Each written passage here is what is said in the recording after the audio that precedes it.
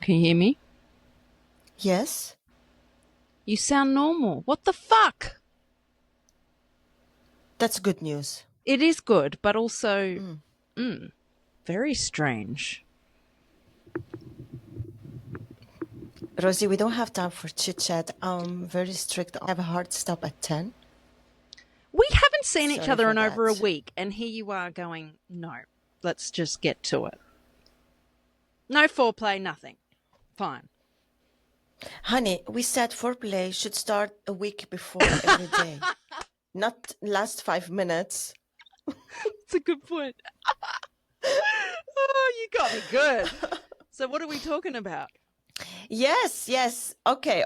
I have something here, which is, I don't know where this conversation will go because I don't even know why I'm starting it, but it's something I noticed. Okay.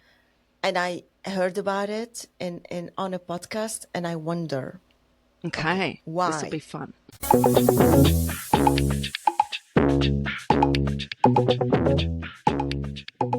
Welcome to the Rosie and Roula show. Marhaba. G'day. So my question for you is that, so when a woman have hard nipples, it's embarrassing in a way. This is how we feel, like, oh shit, I have hard nipples. What people will think, people will see them. We will talk details later. Would men also have spontaneous boner and feel also embarrassed? Well, yeah. Or are they not embarrassed about that? Okay, yeah. The question is, why hard nipples and a boner are so embarrassing while they might not be related to sexual arousal? Oh. My dog is licking my face. Tilly! I think Tilly likes the conversation. Lie down. Enough. Tilly wants to give her opinion. You do, darling, don't you? Let me just put her in a I don't want to kiss you after your dog. Come on. I'm not going to kiss you, but No, if I want don't. to kiss you, I won't. Tilly, in your crate. After the dog licked your face. Yeah, no, that's gross. Okay. Say the Here, question here's again. a wet Say wipe the for question. you. Oh, thank you. Actually, I have one. Do I? Okay, No, are you focusing? Oh, get on with it. What? What's the question? I forgot. Oh, nipples and erections. Okay. Nipples and erection are embarrassing, even though they're not necessarily related to sexual arousal. Okay, let me chip in. I don't find having hard nipples embarrassing. Everybody else seems to be embarrassed. I'm like, why? They're nipples. And most of the time it's not because I'm aroused. What's the fucking problem? It's the body, like, huh? As for erections, yeah, I'd never really thought about them not being sexual. That thought had never crossed my mind. So we have two bias here. Yeah. That when women have hard nipples, that's embarrassing. It's a sign of sexual invitation, maybe. I don't know. This is how the culture raised us. And when men have a boner or an erection, I think boner is better to use now because we're being playful. We associate it also with hornicism, while maybe it's not. Okay, I need to understand this. What would cause a boner that's not sexual? Okay, first let me put this in a context. Okay. Why am I talking about this? Yes, okay. Please share. So my son is 10 years old. Yeah. And soon he will start growing, discovering himself. So I'm listening to a podcast that guides people through the change of their teenagers, and there was a topic about the boys and the boner, etc. I'm not going to go into these details, but I might leave the episode in the show notes for parents of young boys who want to know more about it. Yeah.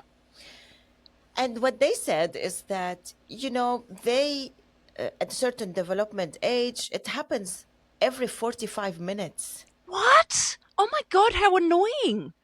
Yes. The older they get, the less it is. And I was shocked. And I felt empathy.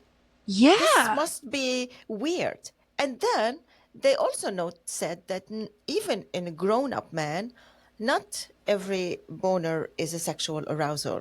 Maybe, I don't know. I can't remember what. I don't know if they went into the details. But yeah, take for example, when they wake up in the morning, Mm-hmm. men. We don't wake up with hard nipples, but men do wake up with a boner. But when we go outside and the wind blows and it's a bit cold, like our nipples become like little rocks and you can't hide them. But you're right, people are embarrassed. Like, well, in fact, I was talking to a friend last night and she was showing me new clothes she'd ordered online. I thought you were showing your nipples. Well, no, that's not something I don't have this I've kind done of friends with also. friends. No. Anyway, she was home from work and she didn't have a bra on. And in the picture she was sending me, she was like covering her breasts. I'm like, what are you doing? She's like, oh, I'm not wearing a bra. And I said, I don't give a shit. She goes, oh, well, I've got permanent headlights. So I think she was referring to her nipples showing. And I just thought, so nice. Who cares?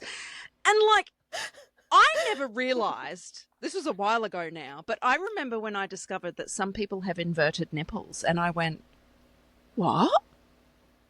Like, my nipples are always visible. There. And there. But some people's aren't. And I went, oh. So the more you learn, right? Yeah, this is a proof that not everybody is the same as another body. Yeah. And I don't have a particular direction in this conversation.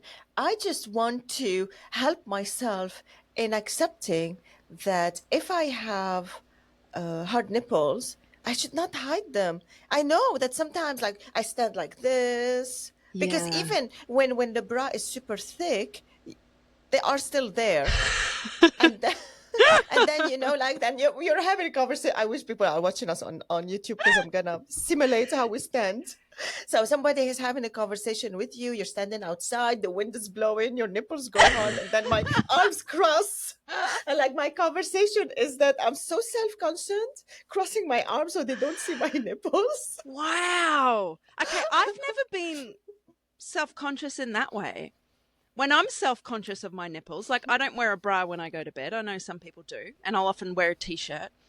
And sometimes I'll be in my pajamas early. And for whatever reason, someone's there that I wasn't expecting. And we're talking. And yeah, I'll be like, I'll fold my arms so like they can't see my breasts as clearly or my nipples. Because like, it's a different shape when you're not wearing a bra. But what? Why? Yeah. But yeah, no, nipples any other time. I got nipple pride. And so I often, like, sports bras, yeah? I'm little, I don't need a lot of support. I don't wear ones with padding. I don't like it. If I'm getting sweaty, I don't want padding in there. Like, fuck off. But I'm, like, people have said to me, I'm not going to say who, oh, I can see your nipples. And I'm like, and?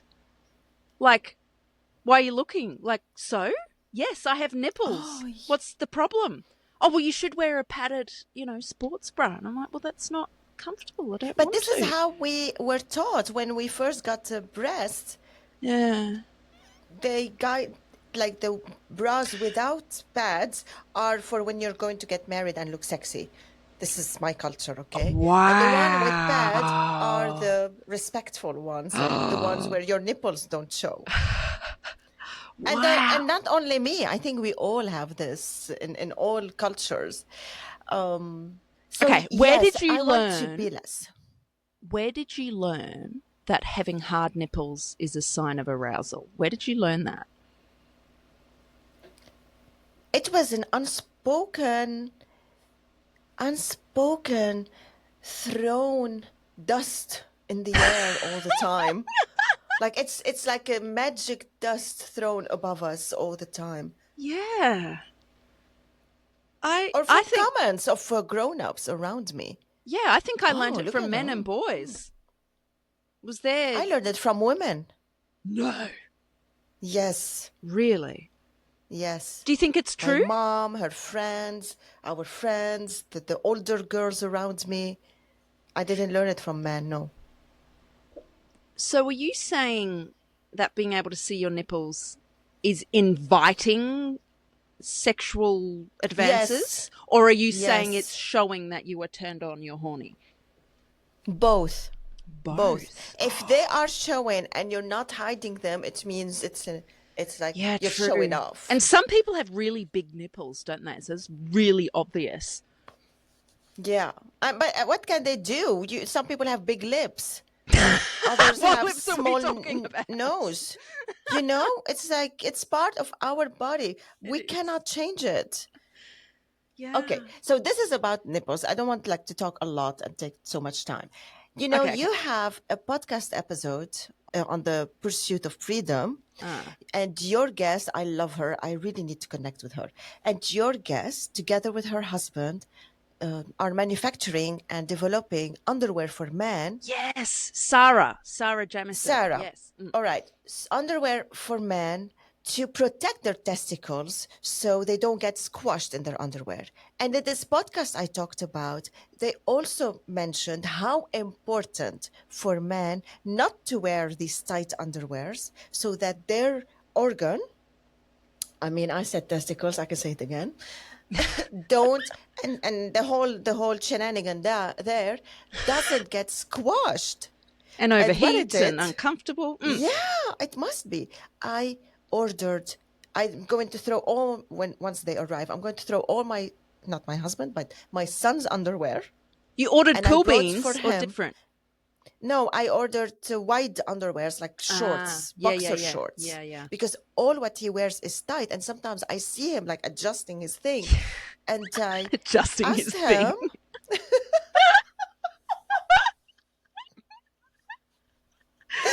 Continue.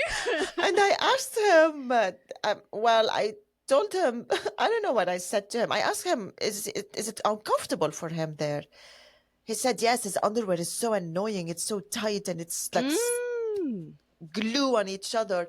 So I think he's going to be very happy when he have a healthy, wide boxer short. Yeah. But what happens when people with a penis get a boner and they're wearing boxers? Because if you're wearing tight underwear, you'd think it would conceal it a bit better. So does it matter that it's going to be more visible? What they said in this podcast is that what they do, they put their hands in their pockets and then they start moving around and then they have like 3 awkward things in front. They better not do that. It makes it worse, drawing more attention. I think, yeah. I see a lot of men with hands in their pockets and then their hands are so low that probably they're just adjusting something. What? I kind of feel sorry because if we're aroused, what's the visual outward thing that people can see? Nothing. The nipples. Nipples, apparently. But I mean, to not me, always, that's not exactly. Not necessarily. No. And for men, it's all, look, we both victim of society that is sexualizing us. And maybe the word victim is big, but because our hard nipple is sexualized in a way that we are horny or we're inviting. And men, when they have a boner, we're scared because it's like they're predators. Yes. And this is anatomical and our body is working in a way. I hope that our male listeners, please respectfully and really for a good purpose, I hope that male listeners would tell us a little bit how they feel when they have a boner and when does it happen in not a sexual way. Because I don't understand that. Part. I don't understand. Well, apparently, I Googled it. So it occurs during sleep.